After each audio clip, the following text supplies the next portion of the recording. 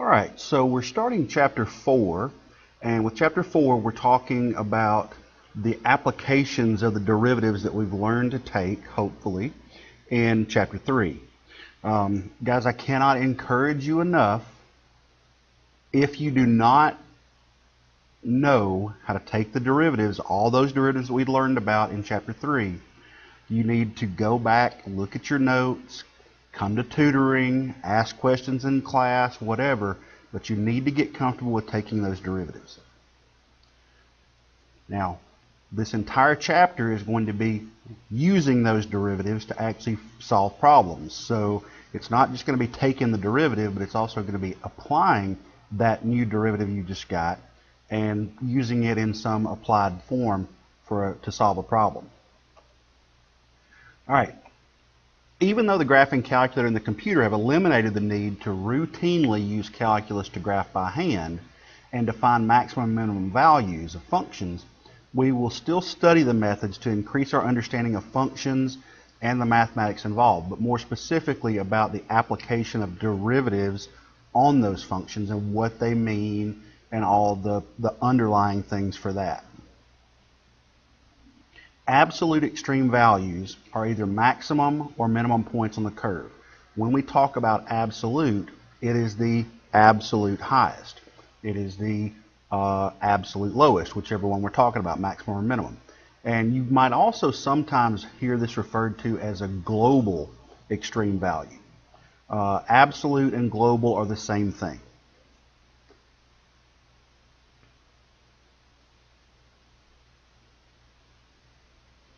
And when you talk about the group of them, they're sometimes called absolute extrema. In that case, if you hear someone if a problem is asking you for the absolute extrema, or someone is asking you what an absolute extrema or what the absolute extrema are, they're looking for both the absolute maximum and the absolute minimum. Extrema is the plural of the Latin extremum, which is extremes.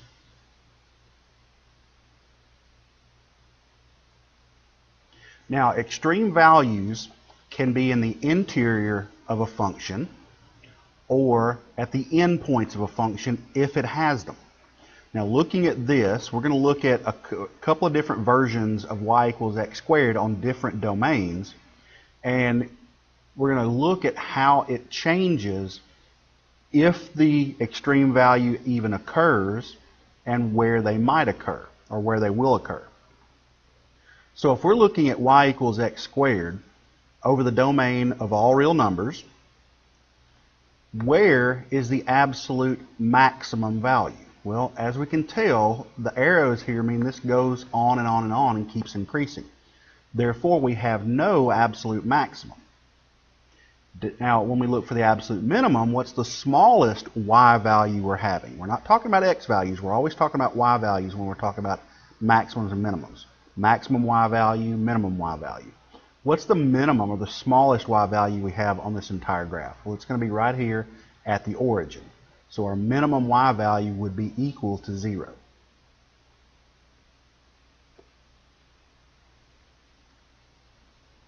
So we have an absolute minimum here. We have no absolute maximum. All right, let's look at the exact same function, but let's adjust the domain a little bit. Let's look at this over the domain, the closed domain, closed dots at both ends, from 0 to 2. All right, our absolute maximum is going to be at 4, and our absolute minimum is going to be at 0. So we have an absolute minimum, and we have an absolute maximum. All right, once again, let's change our domain a little bit. We're going to leave the 0 to 2, but we're going to open one end. We're going to open the end at 0. So now, do we have an absolute minimum? Well, remember, with that dot right there that's open, that point does not exist. But how close can we get to 0 before we can get any more? Well, if we go 0.000000001, is that the closest we can get? No, we can always add an extra 0 in there and get a little closer, get a little closer, get a little closer. We can technically approach 0 forever, as long as we take smaller steps each time. So we're not going to have an absolute minimum. we're going to have an absolute maximum, and it's going to be at 4. So we have no absolute minimum, and we have an absolute maximum.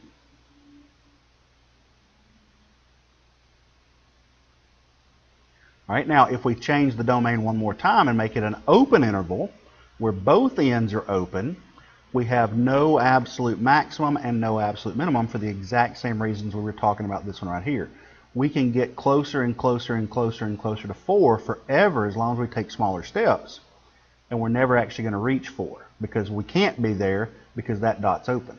You know, we could do 3.9 and 3.99 and 3.999 and 3.99999.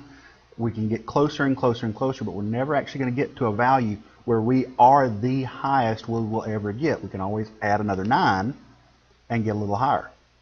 So that's why we have no maximum, and the same reason we would have no minimum.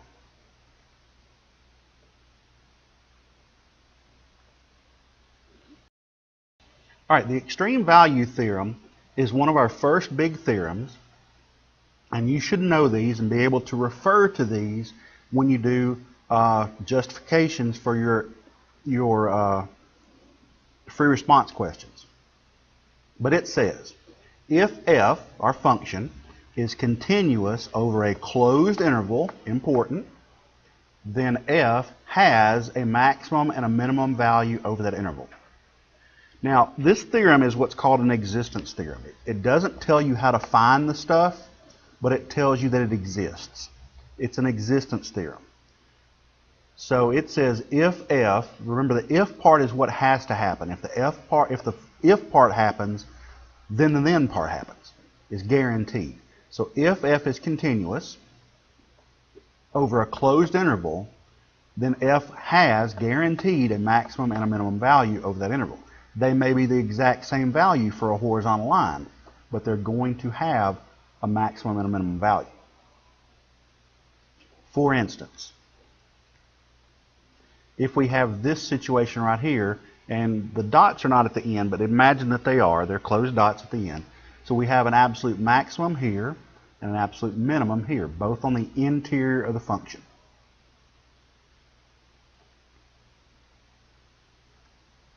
If we have this one, we have an absolute maximum here and an absolute minimum here. So we have an absolute maximum and minimum both at each endpoint. But they are guaranteed. Once again, we've got those closed dots at the end that we're imagining because they weren't drawn on here. All right, and then this situation, absolute minimum is going to occur at the left endpoint here, and the absolute maximum is going to occur at the top of the hill, or the crest of the hill. So it's going to occur on the interior point. So you can have a mixture of interior and exterior. So we have the maximum at an interior point and the minimum at an end point. But as long as our function that we're dealing with is continuous on a closed interval, then we are guaranteed a maximum and a minimum value.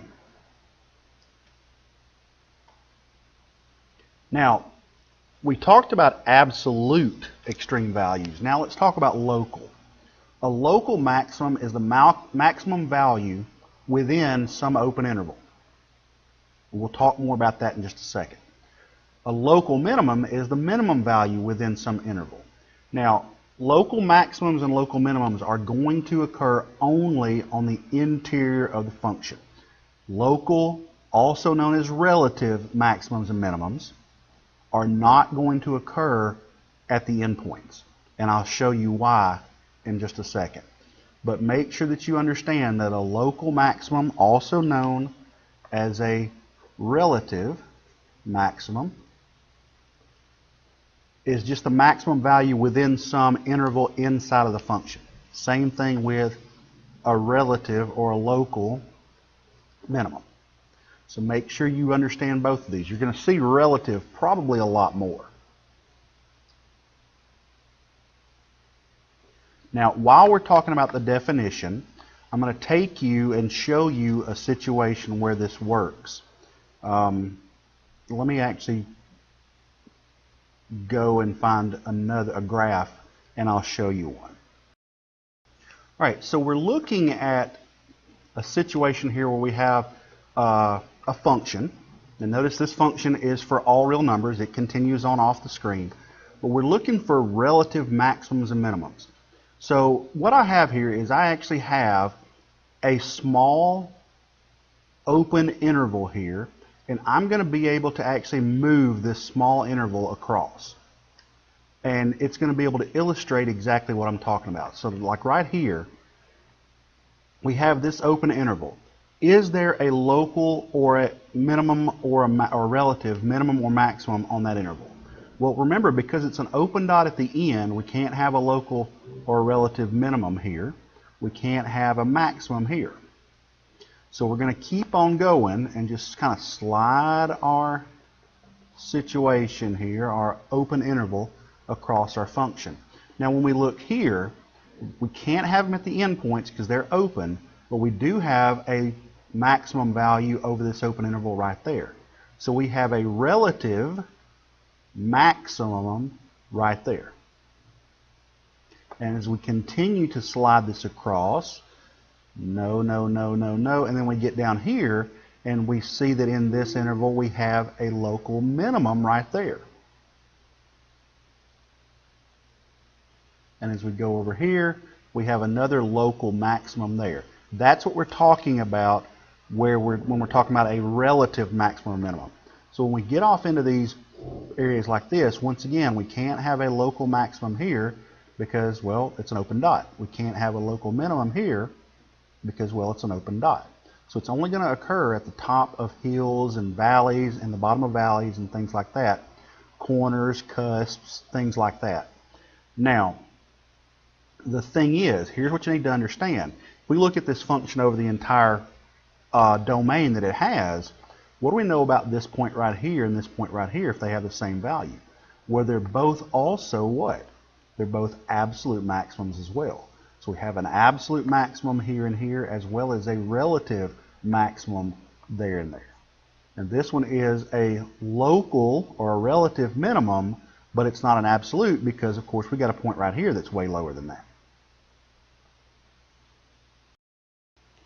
All right, so looking at this little squiggle, no, this is not my signature. This is actually a function we have, and we're going to talk about it. Here we have an absolute minimum because it's the smallest value on the entire graph. Notice it is not a relative minimum. That's an open dot.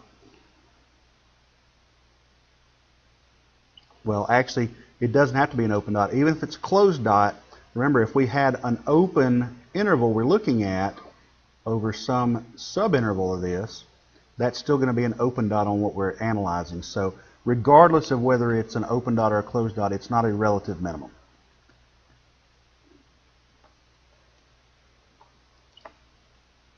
All right, and then the next thing we're going to have is we're going to have at this point right here, and what would that be? Well, that would be a local or a relative maximum. All right, as we continue left to right, what's our next key value here? What's our key extrema that comes next? Well, right here, we're going to have, is it a local or is it an absolute minimum? Well, since we already have an absolute minimum, you can only have one lowest value unless they're all the exact same value. You know, if this had gone down to the same value, let's say this is -7, if this curve had gone down to -7 and then back up, we could have 2, but they have to be the same value. This one's not, it's much higher, so that's going to be a local minimum. As we continue to the right, our next key point is going to be up here at the peak. Notice that that is not a smooth curve. It's not differentiable there. We don't have a derivative there. The derivative is undefined at that point, but we do know that that is going to be what?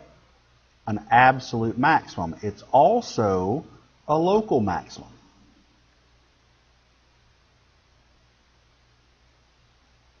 So it actually qualifies as both. And then this over here is nothing.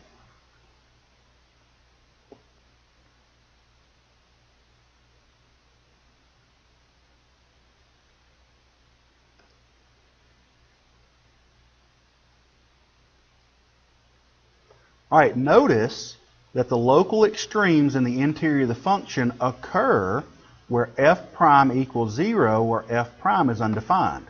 Right here, we would have a slope of the tangent line of 0 right here. Slope of the tangent line would be 0. Here, as we talked about, it's not differentiable, so the slope would be undefined.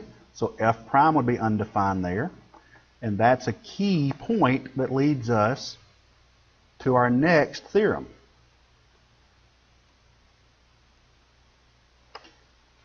And it's the local extreme value theorem. And well, it's actually not a theorem, it's just a statement that we know, and it kind of goes along with what we just found out. If a function f has a local maximum value or a local minimum value at an interior point C of its domain, and if f prime exists at C, then f prime of C must equal 0. Now, if it exists is the big point here. This is essentially saying what's going to lead us to our next theorem. It says if we have a local minimum or local maximum value, the only way that's going to occur is if f prime doesn't exist or f prime equals 0. That's what it says.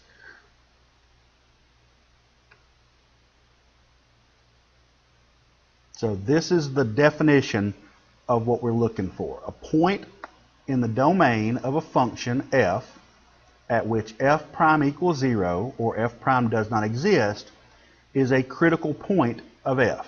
Now, be careful, because just because we have a critical point does not mean that we have a local minimum or maximum value. Be careful here. Let's go back 1 second. I want to clarify something. It says if a function has a local maximum or minimum value, it would be because f prime doesn't exist or f prime equals 0. Same thing here. A point in the domain where we have f prime equaling 0 or f prime not existing is a critical point. Notice it does not say extreme value. Not all critical points will be extreme values. Translating that to mathematical, not all the places where f prime equals 0 or where f prime doesn't exist are going to be a maximum or a local maximum or a local minimum. Make sure you understand that. Just because we have f prime equaling 0 or f prime not existing does not guarantee that we have a local maximum or a local minimum. And that's what this says right here. Maximum or minimum points in the interior of a function always occur at critical points, but critical points are not always maximum or minimum values. It's kind of the whole rectangle and square thing. All squares are rectangles, but not all rectangles are squares. All maximum and minimum values occur at critical points, but not all critical points are going to be maximum and minimum values.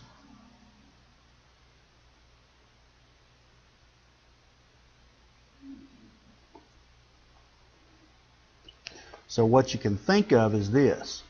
If we have a critical point, how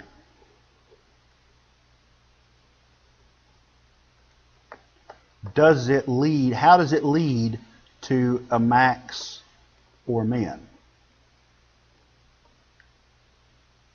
And that will be a relative.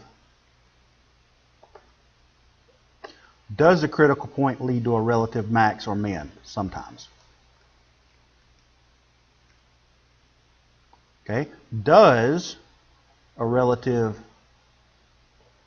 max or min always occur at a critical point? And that would be always. So when we have a relative maximum or minimum, it's always going to occur at a critical point. If we have a critical point, it's sometimes going to be a relative maximum or min. Not always. Hope that makes a little bit of sense. All right, so here's our example. We're looking to find the absolute extrema, maximum and minimum, of f of x equals x to the 2/3 on the interval from -2 to 3.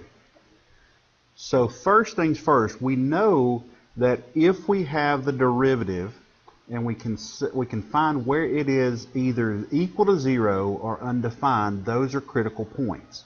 Those critical points are our possible maximums and minimums. We have to verify whether they are a maximum or minimum or not. So first things first, let's go ahead and find the derivative of this. So f prime of x is going to equal, if we take this and use the power rule, we're going to get 2/3 x to the negative 1/3. Move the power out front, subtract 1 from it, and that's what you get. Now if we write this simplified, we end up with 2/3 times the cube root of x. Now we want to know when this thing equals 0 or when it's undefined. Well, is it ever going to be equal to 0? Well, the only way that you can find a fraction that's equal to 0, exactly equal to 0, is if the top is 0, or the top can be 0. And in this case, we have 2 on top, so it's never, ever, ever going to be 0. So we can ignore that version. When is it going to be undefined? Well, it's undefined when you take the derivative of a negative number, sorry, not the derivative, but the square root or an even root of a negative number, or you divide by 0. So right there we know what? We know that what's going to make this denominator 0 is going to be what we're looking for. Well, if we take the cube root of 0, we're going to get 0, and 0 times 3, or 3 times 0, gives us 0 on the bottom. So it's going to be undefined when x equals 0. Now, what we're going to do is we're going to determine whether or not this thing is a positive value or a negative value. And when I say this thing, I'm talking about the derivative, sorry. But we're going to determine whether or not this point at x equals 0 is a minimum or a maximum. Now, here's the way we're looking at it. If it goes down before and goes up after, then this is a minimum. If it goes up before and down after, then it's a maximum. Now, how do we determine whether it's going down before and up after, or up before and down after? Well, we look at the slopes. This is a negative slope. This is a positive slope. So if the slope transitions at x equals 0 from a negative slope to a positive slope, we know we have a local minimum there. Here, we've got a plus, positive slope, and a minus slope. If we transition at a critical point from a positive slope to a negative slope, then we know we have a local maximum there. So that's what we're going to do. We're going to use this little table here. This value, this thing right here, the vertical, is 0. What we want to do is we want to choose some value below 0 in our interval and some value above 0 in our interval. Well, I'm going to just choose -1 and 1. Does not matter what values you choose, as long as it's less than 1 and in your interval, and greater than 1 and in your interval. And what you're going to do here is you're going to take these numbers and you're going to plug them in right over here in the derivative. Because what is the derivative of a function? It's the slope of the function.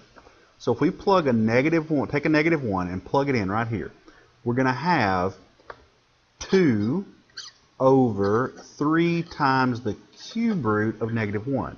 Now remember, we can take the odd root of a negative number and we get a negative number. And all we're worried about is the sign. I don't care how steep it is. I just want to know, is it going down or is it going up?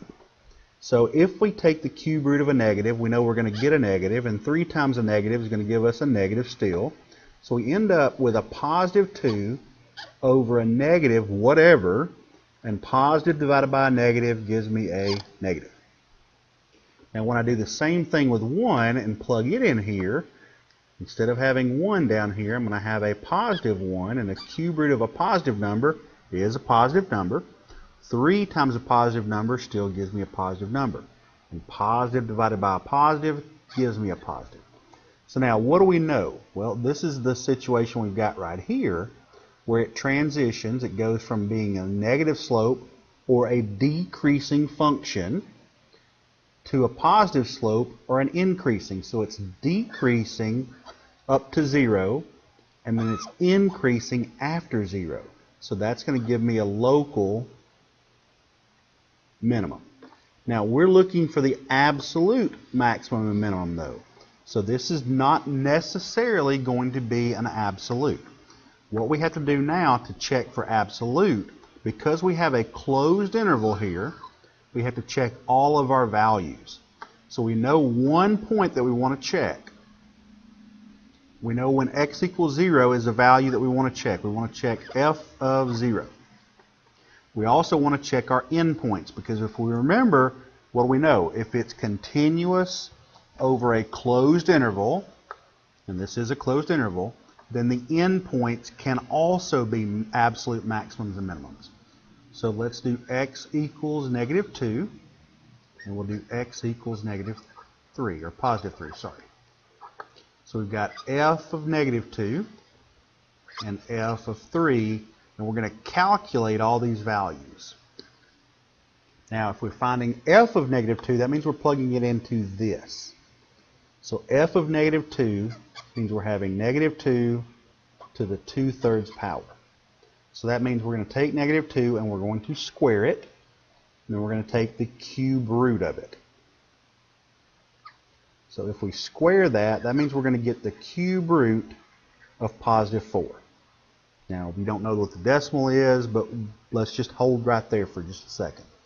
If we do 0, what are we going to get? Well, we're going to plug it in, and we're going to get 0 to the 2/3. 0 squared is 0, cube root of 0 is 0, so we end up with 0. So our point there is 0, 0. And then with 3, we have 3 to the 2/3. And that means we're going to square the 3 and then take the cube root. Remember, the top tells you what power you raise it to. The bottom tells you what root you're taking. So we end up with the cube root of 9. All right, so looking at these, we need to find what the absolute minimum value is. Well, what's the smallest value we have here? This is a positive number, this is a positive number, that's a 0. So right there, 0, 0 is the absolute minimum.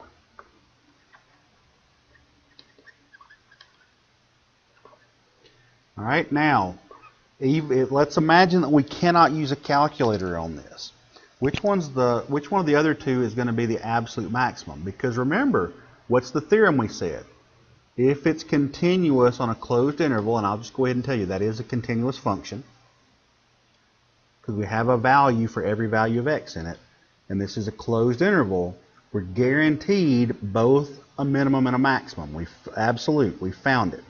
We found the minimum. What's the absolute minimum? It has to be one of these two, because it's not this one. Is the cube root of 4 larger or smaller than the cube root of 9? Well, what are you taking the cube root of? Well, 4, cube root of 9. Think of it this way. If you take the square root of 4 and the square root of 9, which one's bigger? Well, the square root of 9, because we know it's 3. Here's the thing. We don't have to know what it is. If we're taking the exact same root, in this case the cube root, if we're taking the cube root of a larger number, that's going to end up with a larger answer. So this one right here is our absolute maximum. And that occurred at 3, cube root of 9. And it is the absolute maximum.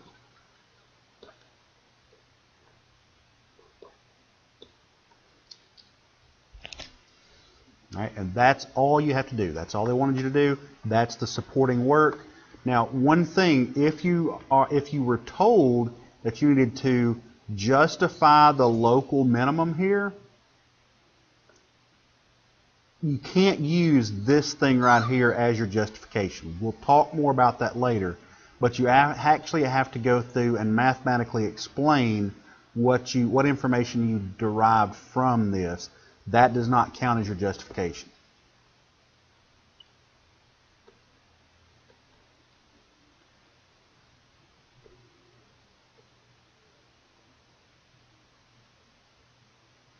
All right, and here is a graph of that function over the interval from -2 to +3. There's the absolute minimum at the cusp, 0, 0, and here's the absolute maximum at 3, and the cube root of 9 is 2.08, plus some extra decimals. All right, so finding maximums and minimums analytically. First thing you want to do is you want to find the derivative of the function and determine whether the derivative is 0 or undefined. Both of them. You can't just do one or the other. You have to do both. And these are the critical points. And remember, critical points are what? Critical points are where maximums and minimums may occur. Don't have to, but those are the candidates. Those are the ones where it can occur. Now, you can't have maximum minimums anywhere else other than endpoints. All right, and number 2, find the value of the function at each critical point if you're finding the absolute maximums.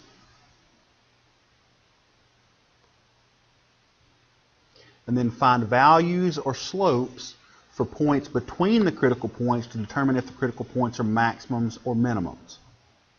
Now, if I was doing this list and I need to go back and change it, I would actually probably flip these two. I would find this stuff first, and then if I needed an absolute minimum or an absolute maximum, that's the only time you have to worry about finding the values. And I'll show you why in just a second. And then for closed intervals, you have to check the endpoints as well. So when you're finding absolute maximums or absolute minimums with endpoints, that's where you actually have to do both of those. Because here's the case. Let's say we've got this right here, and this is a closed interval. Well, we've got a maximum here, and we've got a minimum here. But until we actually know the value for all 4 of these, we don't know what the largest value is. We don't know what the smallest value is to identify the absolute. That's why you have to find the values when you're looking for the absolute min and max. When you're just looking for whether a relative minimum or maximum is there or not and what it is, you don't always have to find all the values for it. This will make more sense when we do some more examples and you do some work. Just remember, just because you have a critical point, it is not always going to be an extreme. For instance, if we look at y equals x cubed, if we take the derivative here, we're going to get 3x squared. We set that equal to 0. It's going to be 0 when x equals 0. So it's a critical point. Well, at x equals 0 here, do we have an extreme value? No, it's just a flat spot there. It's increasing the entire way. So it's not an extreme value there, but it is a critical point. That's why you have to check.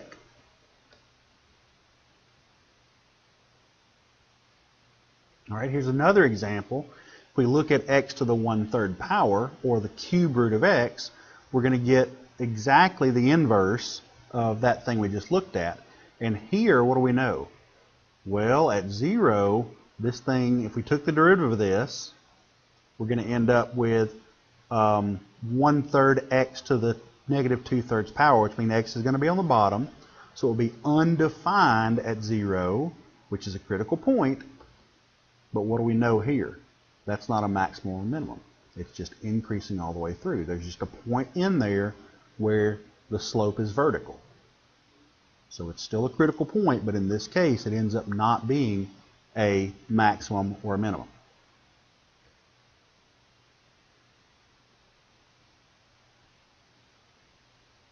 All right, that's it.